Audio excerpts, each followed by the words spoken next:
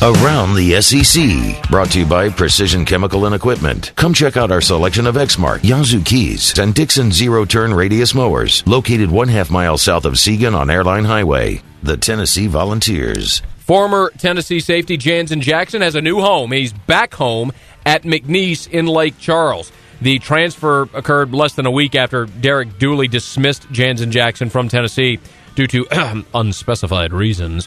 McNeese State coach Matt Viator says he has not ruled out starting Jansen Jackson to open the season despite the limited practice time with the team. Meanwhile, back in Knoxville, Prentice Wagner has moved from corner to safety to try to replace Jackson.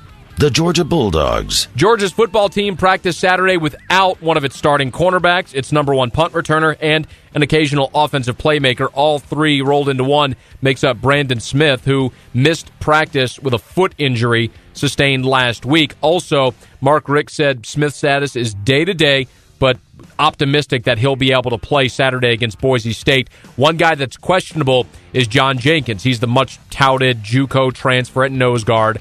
He's still sidelined with a hamstring injury. Mark Richt said, quote, "He's still not ready. I'm hoping Monday. It's not 100% he'll be back Monday, but we're hopeful." Meanwhile, Kwame Geathers is going to start at nose guard against Boise State. Mark Richt also expecting wideout Marlon Brown to be sidelined for several more days with an ankle injury. Richard Samuel, the backup tailback, did practice over the weekend, working his way back from a quad injury. The Auburn Tigers. Auburn practiced last night at Jordan-Hare Stadium, trying to prepare its young players for their big stage debut Saturday. Gene Chizik conservatively estimated that 12 to 15 true freshmen are going to play against Utah State on Saturday. We also found out that reserve offensive linemen Aubrey Phillips and Ed Christian are still out with undisclosed injuries, but Mike Dyer, back 100% healthy, would not elaborate, though, on the injury that kept him out in the early part of camp. The Mississippi State Bulldogs. Found out this weekend that athletic director Scott Strickland is planning an addition to Davis-Wade Stadium. He said, quote, "We're getting hot and heavy into the stadium expansion, but I like seeing us touch every one of our facilities on an ongoing basis. They're looking to have everything completed by 2014.